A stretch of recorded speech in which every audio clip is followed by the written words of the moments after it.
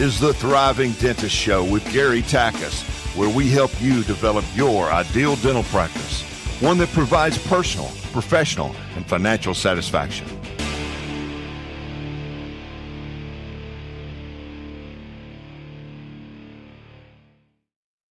Welcome to another episode of the Thriving Dentist Show. I'm Gary Takis, the Thriving Dentist Show podcast founder and co-host. We have a great episode for you today.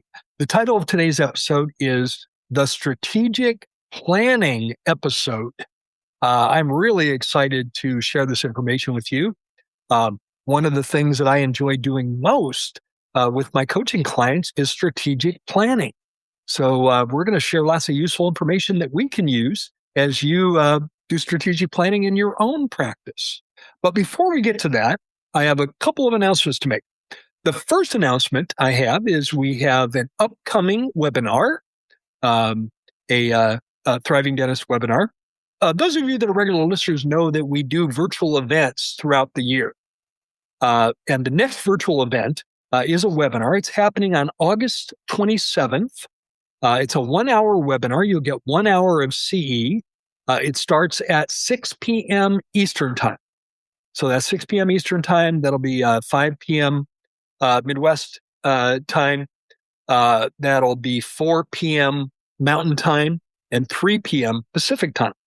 The name of this webinar is the $500,000 question. What your dental practice is really worth in 2026.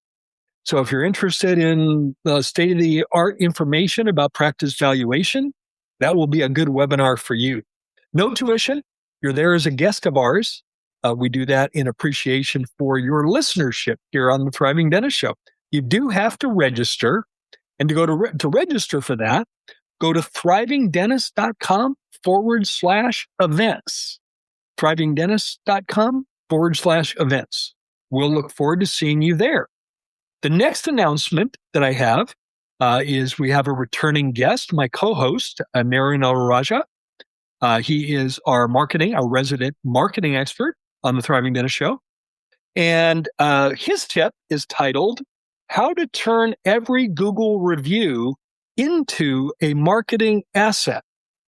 If you thought the Google review was just useful on Google, Naren's going to share with you how it can become a very important asset that you can get full mileage out of.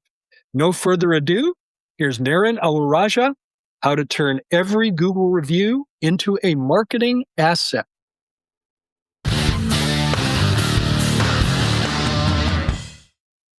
How to turn every Google review into a marketing asset. Hey, everyone, this is Naren, the co-host of the Thriving Dentist Show and the founder and CEO of Equa Marketing. I have been CEO of Equa for 19 years. So I've seen the good, the bad, and the ugly. Google reviews are a very powerful way for you to grow your business. And it's something I recommend and advocate for from all of our clients.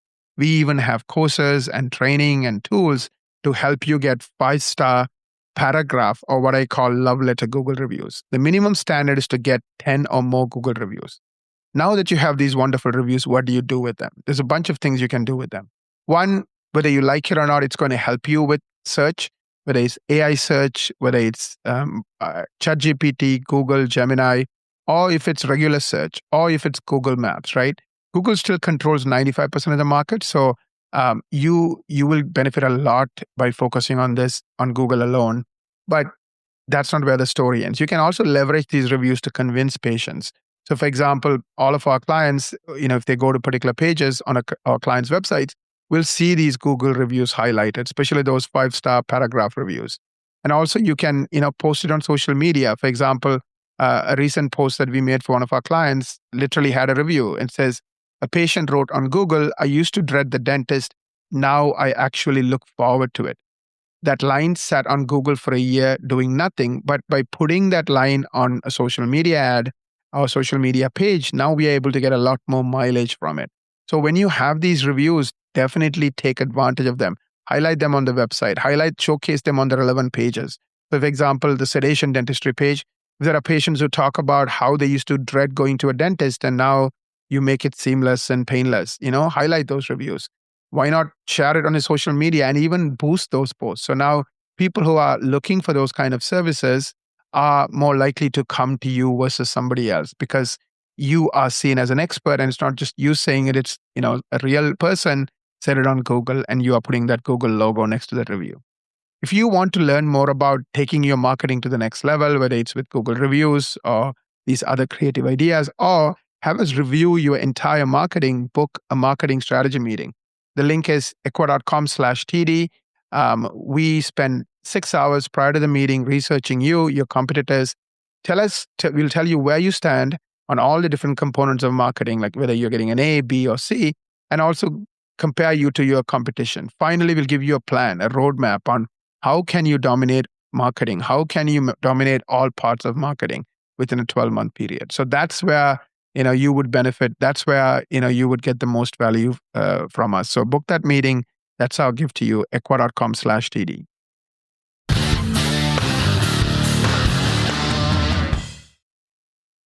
Welcome back to the Thriving Dentist session today. And the topic we are covering is the strategic planning episode. Hope you enjoyed my tip on how to turn every Google review into a marketing asset. And if you have further questions, or if you need more new patients, don't forget to book that marketing strategy meeting with my team. It's no cost. We spend 6 hours, researching how you are doing versus your competition. The link is equa.com/TD, the Thriving Dentist, ekwa.com/TD. Gary, I believe this episode, the strategic planning episode, is one of the most important episodes we have ever done.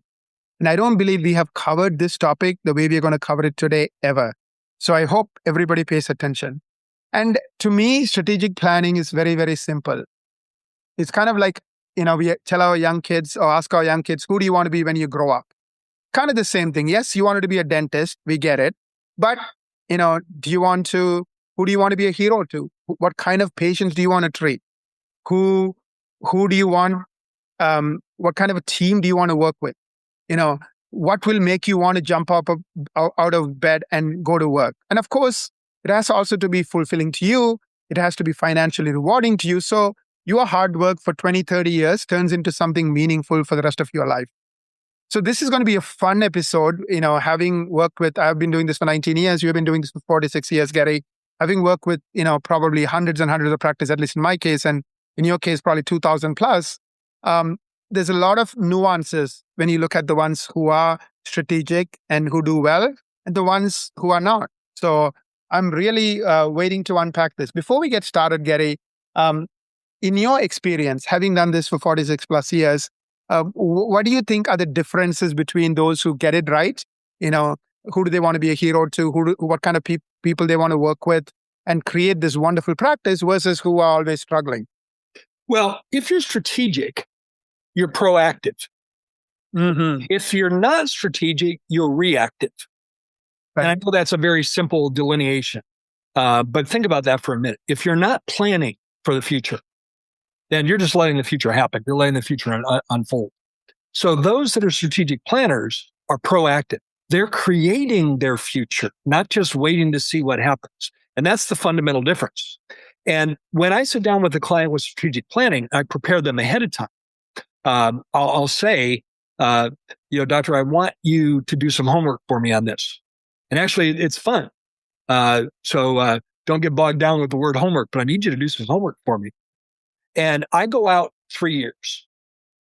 And I say, doctor, imagine that we are face-to-face 3 years from now, enjoying a really great dinner together. We're face-to-face, enjoying a great dinner together. And imagine that your practice at that point feels as good as it could possibly feel. Every aspect of your practice is firing on all cylinders. What does that look like? So, doctor, your homework is to tell me, if your practice was as good as it could be, what would that look like? Now, they need to actually unpack it into all different aspects. What kind of dentistry would you be doing? What would your relationship with insurance companies be? What kind of team would you have? What kind of marketing would you have in place? What would your schedule look like? and really go into granular detail. And then when we get together and they tell me what their version of ideal is, in their words, I let them tell me what that is, because there is no generic version of ideal. Naren, for example, I know some dentists that absolutely love everything related to TMD and TMJ. Love it, love it, love it. Mm-hmm. Yet there's many other colleagues that say, oh my gosh, when I hear TMD, TMJ, I want to run the other way. So those obviously can be different realities.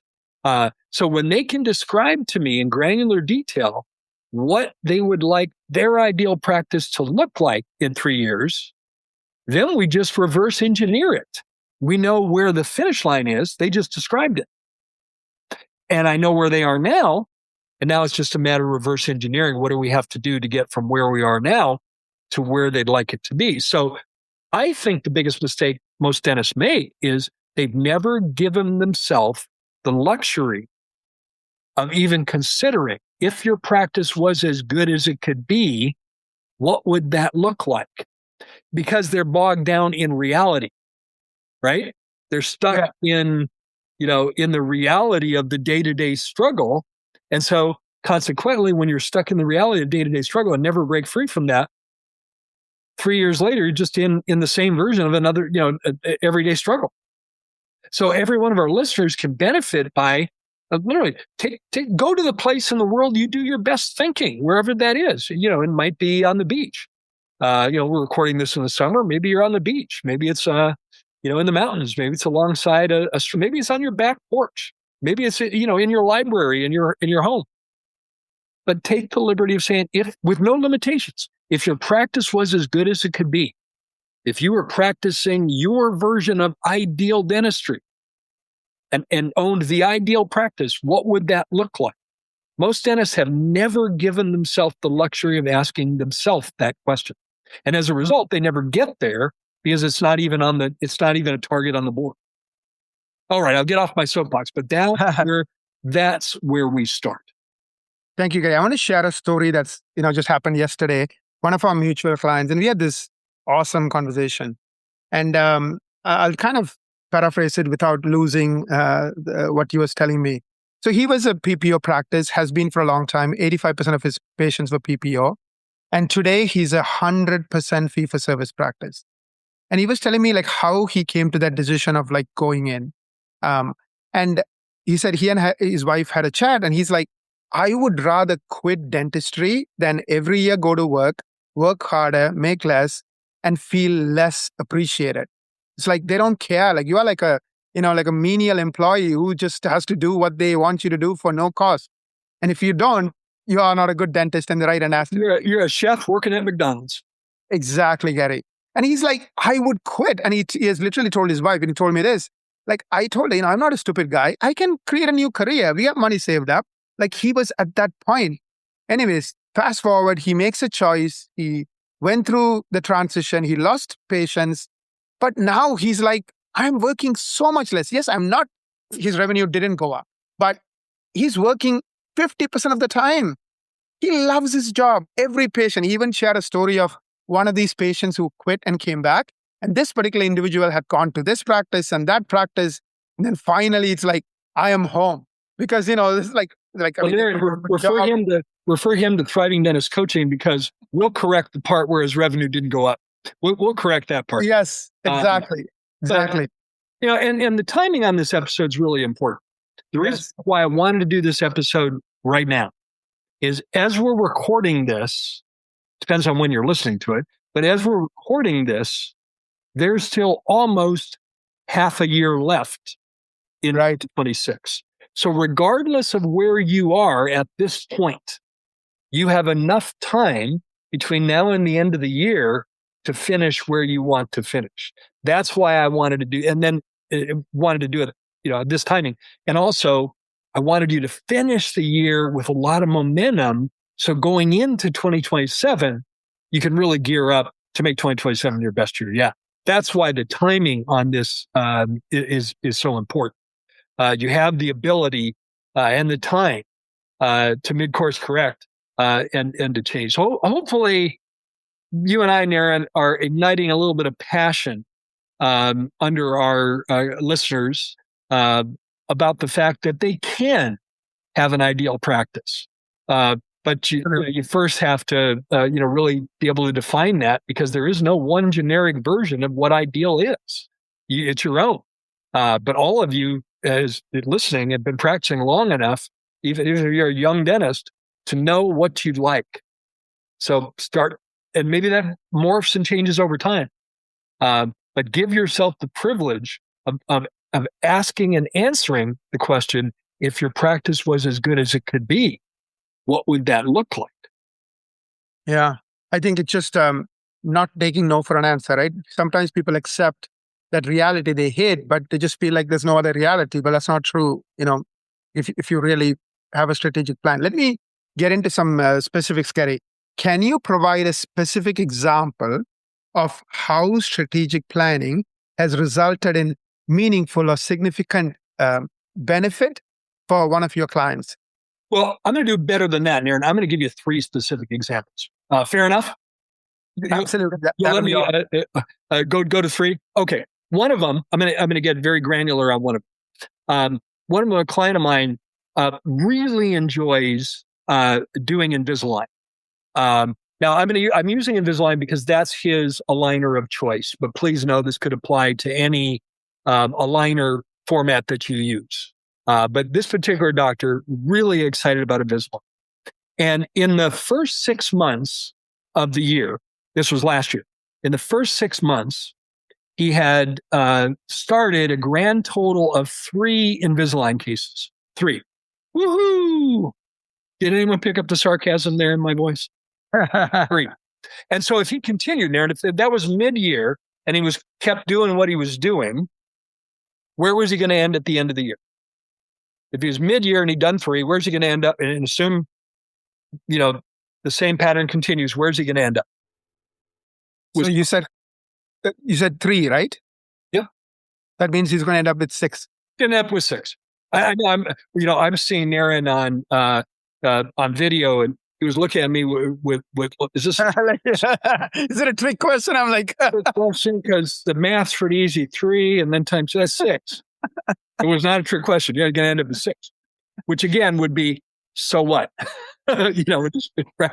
So anyway, we did a specific meeting around what do we do in the last half of this year, strategic planning.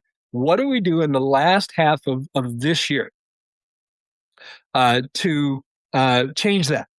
And in the last half of the year, based on all the different steps we took in strategic planning to do this, he started 1 start a week. 1 start a week. So Naren, figure there was 26 weeks left. So he did 3 starts in the first 6 months, 26 starts in the last 6 months, ended up at 29. Can we agree that's the needle is really moving there? Yes. And that was done through strategic planning. Lots of granular details to get there. Totally. And if he stays on that track, by the way, I don't think that's his potential yet. I think he's beginning to experience that. But if he was to continue that into the next year and do a start a week, he's going to have 50 starts for the year. Now that's a difference maker in his practice. Would you agree? So there's example number 1. And that has more to do with the granular detail. Example number 2 is a client of mine that had been a solo practitioner, but had wanted to get to the point where he could bring an associate doctor. And in fact, he had, at the time, an associate candidate that he thought would be ideal. And he said, if I could, by the end of the year, get to the point where I could add this associate, I think I'd be adding my ideal associate doctor. But I'm afraid that if I'm not ready to do that by the first of the year, I'm going to lose it. He's going to go somewhere else. He said he was in a position, he actually was contracted through the end of the year. So he said, even if I could hire him now, I couldn't because he's under contract. But if I could get in a position of hiring this associate doctor at the beginning of next year, I think I'd have my ideal associate candidate. And then this would be a perfect position for him. And in this case, all of our strategic planning built around how do we grow the practice enough to support adding a second doctor? How do we grow it enough? So it was very much a marketing challenge. It wasn't just marketing, though. It had to do with reactivating people that were past due. It had to do with follow-up on unscheduled treatment plans. It had to do with getting the team on board, adding another doctor. One of the part of the plan was he had room to expand another operatory. So we wanted to make sure we added that other operatory before we added the associate, so we had enough rooms. And sure enough, everything came into line based on all the different steps we put together on strategic planning so that he was able to hire this associate when his contract expired at the end of the year and into the new year. So it was the beginning of 2026. Going into the new year, this doctor, it was now a 2-doctor practice. And so there's a different example of strategic planning that brought together a very specific result. Now, the third one, I almost wanted to say this is my favorite one. And I'll stick with that. It is. This is an office that was heavily infected with PPO plans. Right. And the doctor was extremely frustrated. Newsflash. I mean, who wouldn't be? He said, hygiene, it's costing me money to do hygiene. In the back of my mind, I think I want to get rid of hygiene in my practice because it costs me money to provide hygiene. But he said, I know better than that because hygiene is the backbone of a successful practice. So that doesn't make any sense. So the strategic planning that we did in the last 6 months of the year was to prepare to successfully resign from PPO plans so we could start the next year by resigning from plans to get to, by June 30th of the next year, be completely out of network with all plans. Am I describing that in a way that makes sense, Darren? Absolutely, Gary. So the 6 months in the year that we're talking about, the strategic planning had all to do with preparation. So you're not just going to send a letter, let the cards fall, let the chips fall where they will. That's a disaster. Don't do that. So the last 6 months, all the thing, getting the team on board, getting marketing in place, building the demand in the schedule, all of that is strengthening the relationship aspect of the brand. That was one of the major things that we did. The office, by his own admission, I said, how relationship driven do you think you are? He said, Gary, I'd like to say we're an A+, but that's not true. He said, I think maybe on our best day, we're a B. And on most days, we're more like a C+. I said, what would have to change? And he rattled off a few things that would have to change. And I said, well, when do you want to start making those changes? He said, well, I want to start moving that direction now. So that strategic planning was doing all the readiness factors, becoming more relationship driven, building demand in the schedule, putting marketing in place to replace any patients we might lose. Another great application of strategic planning. Those 3 examples make sense, Darren? Absolutely. The things that of course, I think I like the third one as well. Fundamentally, the way I look at it is I'm 50 and I know you're a little bit older than me.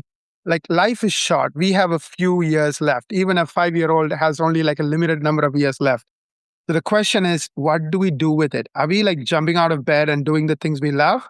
Or are we just going to the salt mine? I really, really don't think in 2026, anybody has to go to the salt mine, But the prison we live in is not real. It's in our head. And I do think, having a conversation with someone like you, Gary, who has, who's taken a lot of people from the salt mine to paradise, I think is a smart move. I know you, and it's why I continue to do what I do. It is a passion, and it's there. It's there. Naren, recently there was a post on a very large private Facebook group. I won't name the group, but it was the largest one, over 6,000 dentists. And the founder of the group, who's a friend of mine, posted a very provocative question. And the question was this: knowing what you know now, would you advise your son or daughter to become a dentist? 68% of the respondents, and by the way, you might imagine that post generated hundreds and hundreds and hundreds and hundreds. It's now over 1,000 comments. Interesting. 68% said no. And in many cases, there was an explicative in front of the no, which we're not going to use here because we got to keep the rating clean of this podcast. But it was explicative no. I'll let you fill in the explicative. It was no. Right. And I have to tell you, Naren, that post affected me emotionally. I was sad. I was sad when I read that.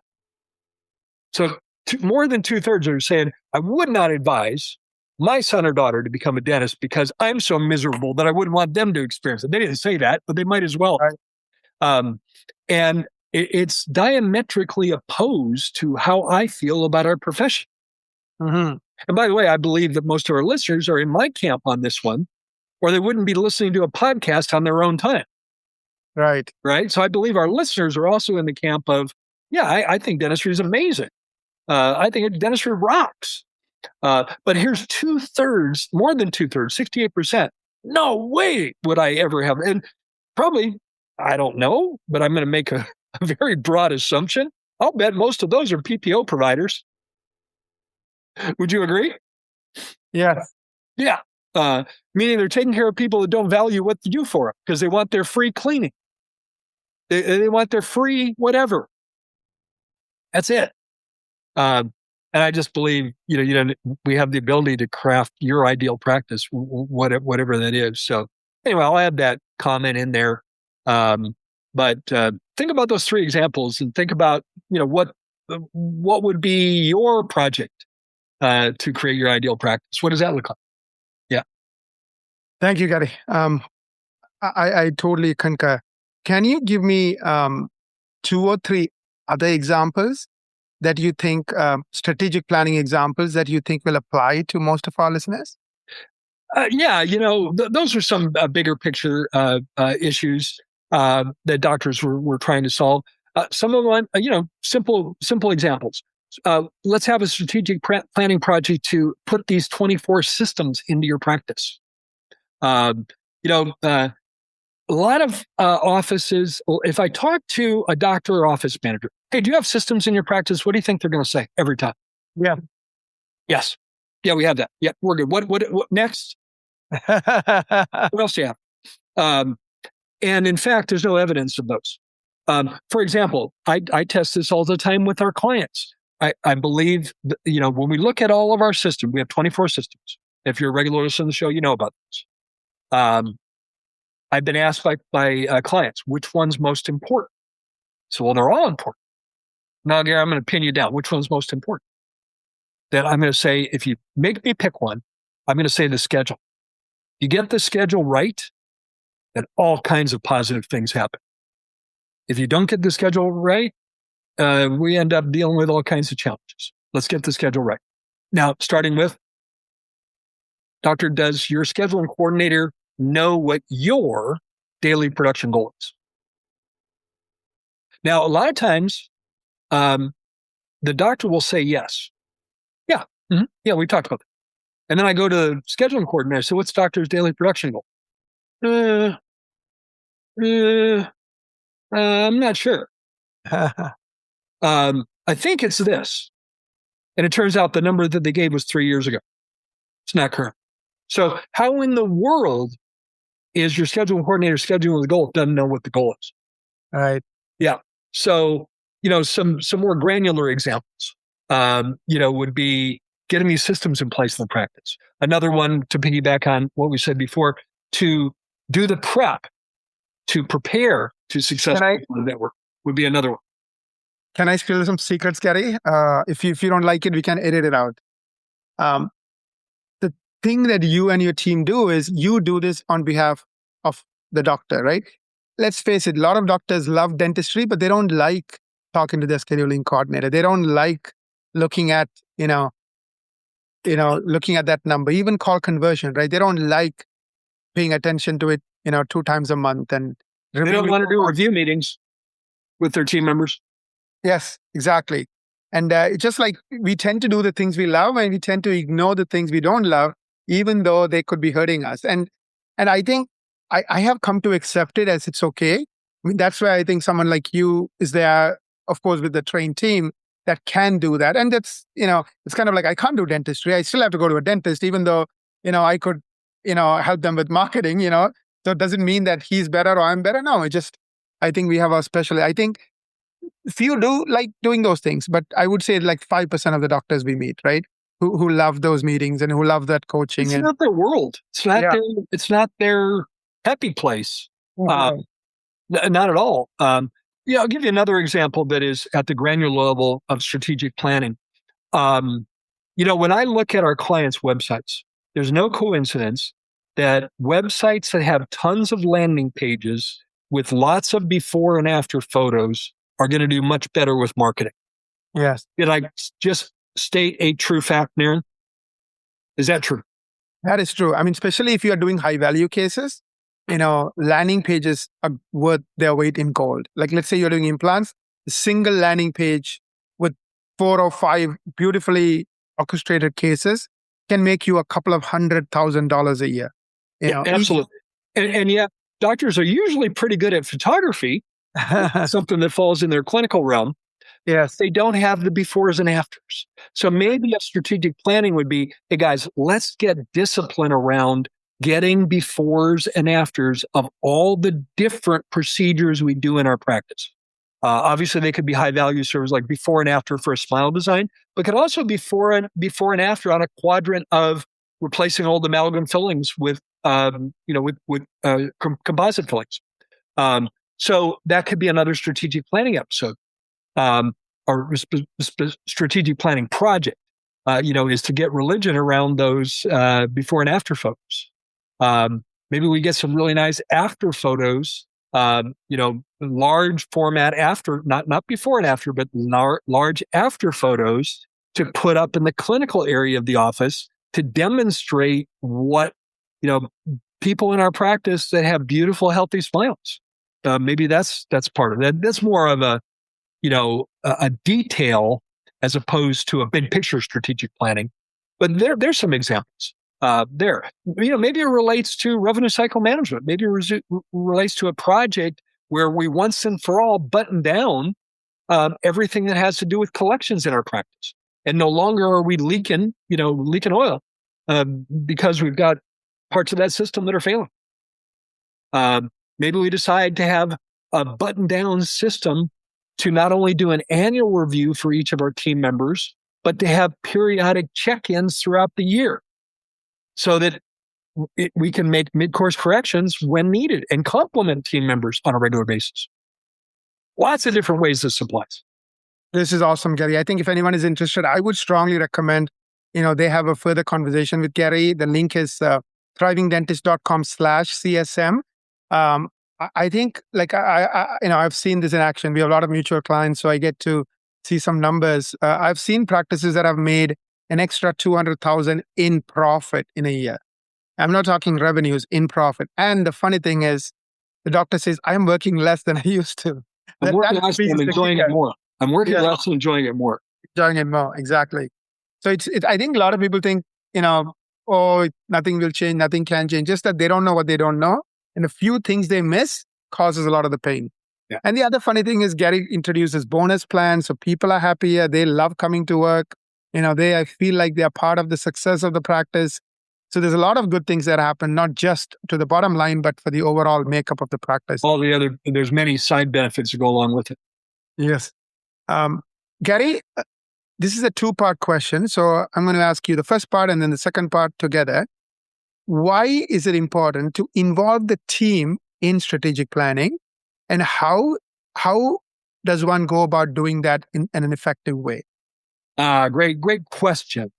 The reason why it's so important to involve the team is if you do not involve the team, your plans will go nowhere.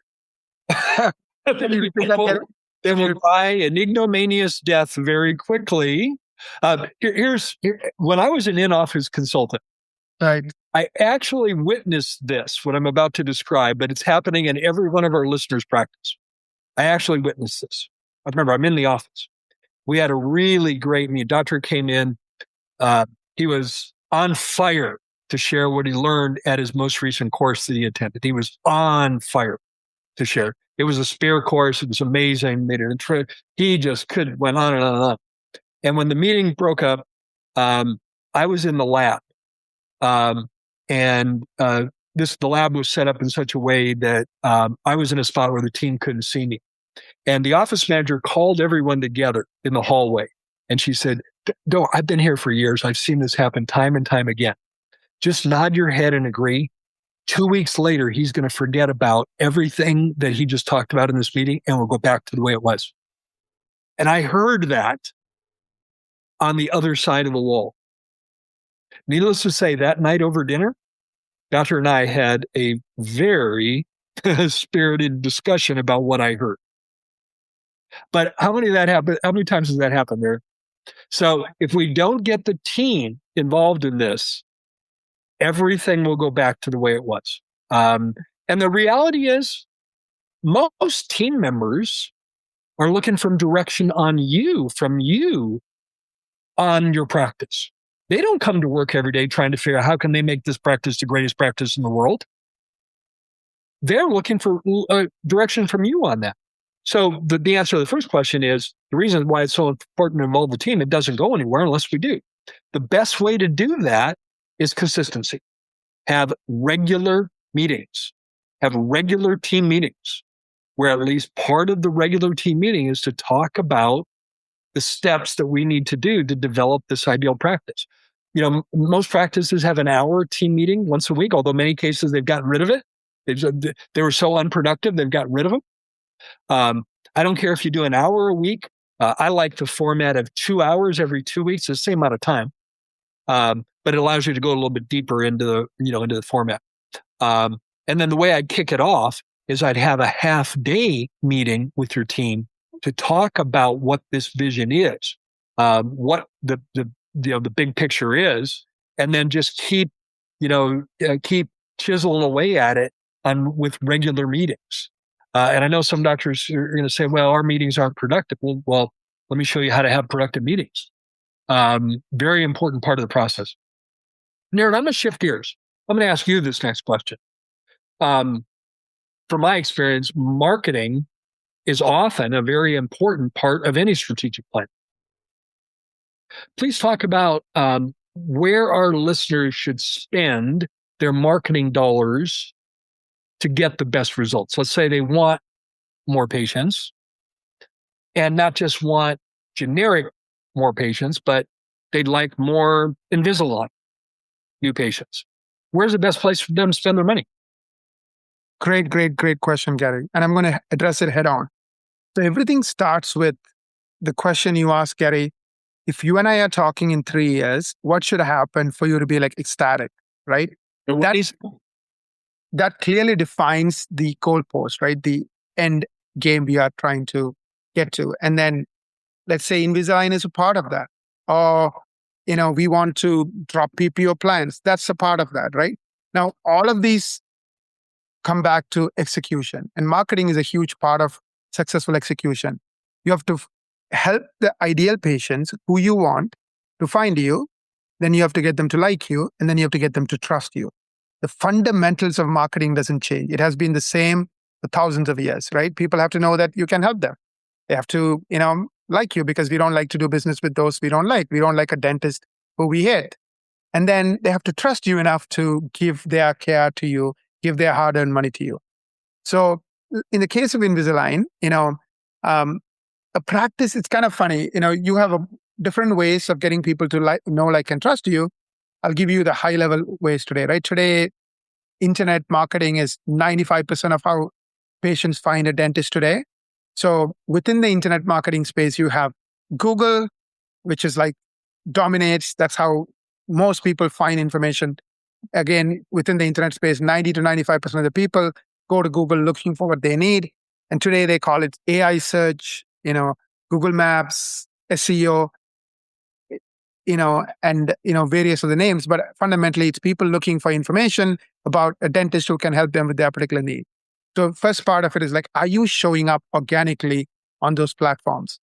Especially Google, which controls 95% of the search market. You can also use social media But what I have found in my 19 years is it works for the influencers. The 1% who are like like the pimple popper in dermatology or the dancing dentist, they do well. Why? Because they become famous and celebrities, and there's a part of the population who likes to see celebrity doctors. But unfortunately, it's only like 1% of the population of all dentists who can even do that and do that well. So the other 99%, their options are ads or PPO plans. And ads are 5 to 10 times more expensive versus SEO.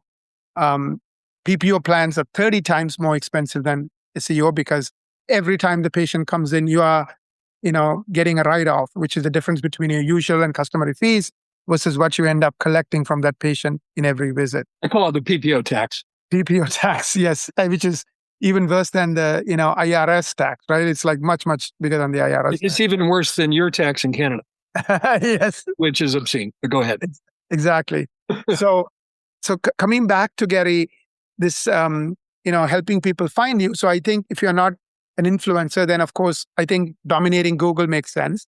And you use the Invisalign example. So the minimum is at least for 100 different types of popular searches people are doing, you better be in the top of Google search, which is still 95% of the market.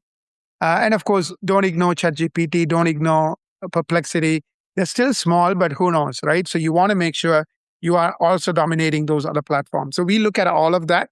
And I have found if you are ranking for 100 different searches or more at any given time in the top of Google search, you are in the top 5%. You are going to have an unfair advantage versus everybody else in the room. So that's the basic of marketing, right? People have to find the right people. Of course, if you are into Invisalign, some of those keywords has to be related to Invisalign, at least 20, 30. You have to dominate. It's going to be you and everybody else in your community. The second part of it is they have to like you. And that's where, Gary, you talked about landing pages become extremely important.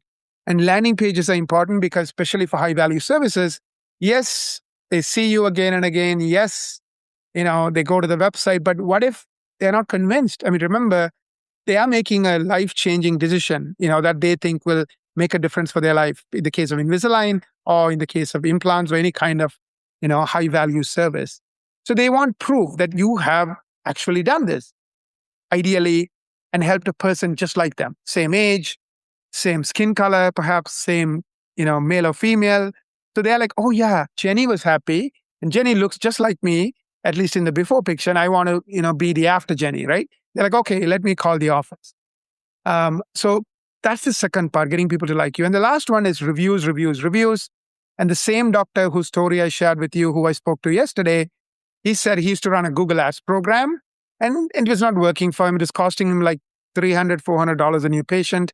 And he's like, okay, instead of, he does SEO with us, instead of spending $1,000 on ads, he said, I'm going to take a risk. And I think he listened to your podcast, Gary, and he said he listened to a podcast. I don't know which one, but I think it was yours. And he said, you talked about a bonus plan. He said, why don't I bonus my team? Right. And he literally bonused his team. He said, every month we get more than 10 reviews, you each will get $100. He's getting 23, 22. We track all this on a monthly basis, reviews a month. And he's getting like double the number of patients he used to get.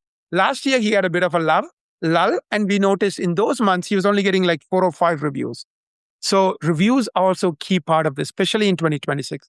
And again, the reviews he gets are paragraph reviews. Again, something you and I advocate. Love letter reviews, detailed reviews.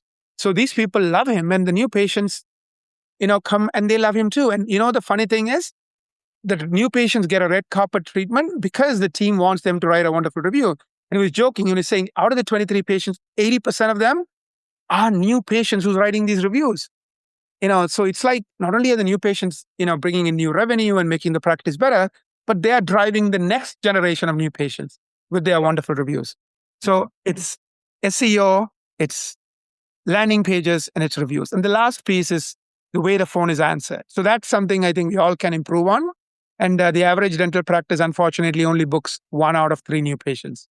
If you need help with any of this, Gary first met me long time ago, almost 10 years ago, by doing a marketing strategy meeting for the practice he owned at the time, LifeSmile. So we would love to help, book that marketing strategy meeting. My team and I would, tell you how you are doing, how your competition is doing. and see what we can to help you. This is not easy.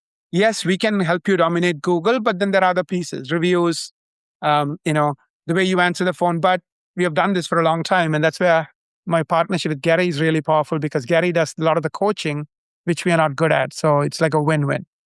Well, as we bring this episode to a close, this has been a fun episode, the strategic planning episode. Hopefully I've planted some seeds about incorporating strategic planning into your day-to-day and into your practice. I want to reinforce what Naren said. If you'd like to not only get more new patients, but more of the type of new patient that you'd like to see and reduce your insurance dependence, then set up a marketing strategy meeting with Equa. And if you'd like a very granular support in developing your ideal practice, consider scheduling a coaching strategy meeting with me. Go to thrivingdentist.com/CSM. That opens up my calendar.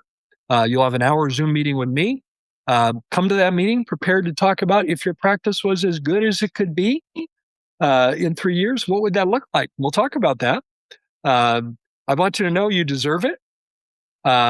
You deserve to have a practice that you truly enjoy coming to work in. Naren, you've heard me talk, and our listeners have heard me talk about work-life balance. And part of work-life balance is being able to spend more time with your family. Would you agree? Agreed, Gary. Agreed. But there's another part of work-life balance. Another part, I will call it work-life integration.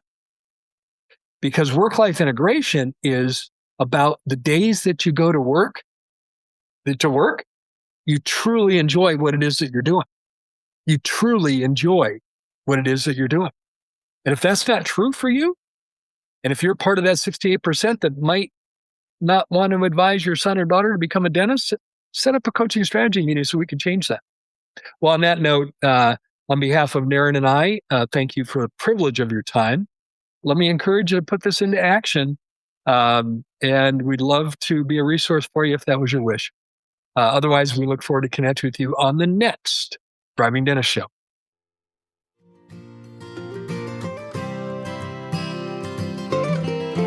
When you cry, be sure to dry your eyes, 'cause better days are sure to come. And when you smile, be sure to smile wide, and don't let them know that they have won. And when you walk with pride, don't show the hurt inside, because the pain will soon be gone. And when you dream big, as big as the ocean blue. When you dream, it might come true. When you dream big.